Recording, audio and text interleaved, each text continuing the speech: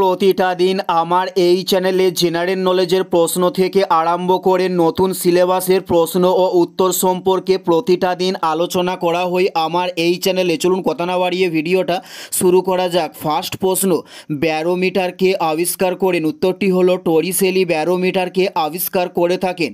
উত্তরটি হলো Torricelli. Next প্রশ্ন, ফ্রান্সের জাতীয় প্রতীক কী? উত্তরটি হলো লিলি ফুল। ফ্রান্সের জাতীয় প্রতীককে বলা হয়ে থাকে। নেক্সট প্রশ্ন, কোন ধাতুর গলনাঙ্ক সবচেয়ে কম? উত্তরটি হলো পারদ ধাতুর গলনাঙ্ক সবচেয়ে কম।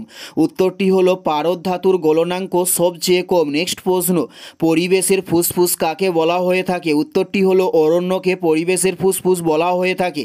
উত্তরটি হলো অরণ্যকে পরিবেশের ফুসফুস বলা হয়। নেক্সট প্রশ্ন, সমুদ্রগুপ্তের সভাকবি কে ছিলেন? উত্তরটি হলো হরিসেন ছিলেন সমুদ্রগুপ্তের সভাকবি। নেক্সট প্রশ্ন, হোল্ডিং কথাটি কোন খেলার সঙ্গে যুক্ত? উত্তরটি হলো ভলিবল খেলার সঙ্গে হোল্ডিং কথাটি যুক্ত হয়েছে।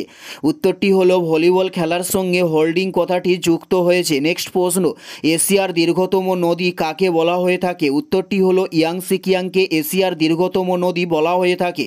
নেক্সট প্রশ্ন, ভারতের প্রথম লোকসভা নির্বাচিত হয় কবে? উত্তরটি হলো 1951 সালে ভারতের প্রথম লোকসভা নির্বাচিত হয়ে থাকে। নেক্সট প্রশ্ন, নিরক্ষীয় চিরহরিৎ বনভূমিকে কি বলা হয়ে থাকে? উত্তরটি হলো সেলভা বলা হয় নিরক্ষীয় চিরহরিৎ বনভূমিকে। নেক্সট প্রশ্ন, ভারতের সংবিধান স্বীকৃতি ভাষা কটি? উত্তরটি হলো 22টি ভারতের সংবিধানের স্বীকৃতি ভাষা। উত্তরটি হলো 22টি ভারতের সংবিধানের স্বীকৃতি ভাষা। এটাই ছিল এই ভিডিওর লাস্ট প্রশ্ন। আর কোন ধরনের শিক্ষণীয় ভিডিও আপনারা প্রতিদিন দেখতে চান অবশ্যই কমেন্টে লিখে জানাবেন। পুরো ভিডিওটা দেখার জন্য আপনাদের ধন্যবাদ।